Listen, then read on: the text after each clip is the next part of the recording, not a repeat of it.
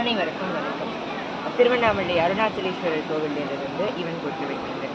இன்னைக்கு ஒரு விடயத்தை உங்க கூட பகிர்ந்துக்கலாம் அப்படின்னு சொல்லிட்டு ஆசைப்பட்டேன். என்ன அப்படின்னு பார்த்தீங்கன்னா, ஈசனை முத்தொழில் நாயகன் அப்படின்னு சொல்லிட்டு குறிப்பிடுவாங்க.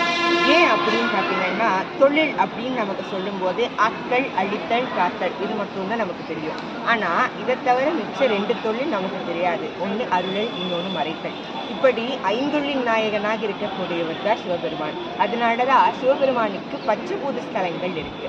பஞ்சபூத ஸ்தலங்கள்லேயும் மூத்த ஸ்தலமாகவும் மிகவும் பிரசித்தி பெற்ற ஸ்தலமாகவும் அக்னிஸ்தலமாக இருப்பது நம்ம திருவண்ணாமலை. அது மட்டும் இல்லாமல் ஆராய்ச்சியாளர்கள் என்ன சொல்கிறாங்க அப்படின்னு பார்த்தீங்கன்னா, திருவண்ணாமலை ஒரு டெத் வால்கனோவாக இருக்கலாம், முன்னாடி ஆக்டிவாக இருந்து இப்போ இறந்து போயிருக்கலாம் அப்படின்னு சொல்லிட்டு சில ஆராய்ச்சியாளர்கள் குறிப்பிட்றாங்க. அப்பேற்பட்ட திருவண்ணாமலை அருணாச்சலேஸ்வரர் அருளோட இந்த புரட்டாசி திங்கள தொடங்கும். அனைவருக்கும்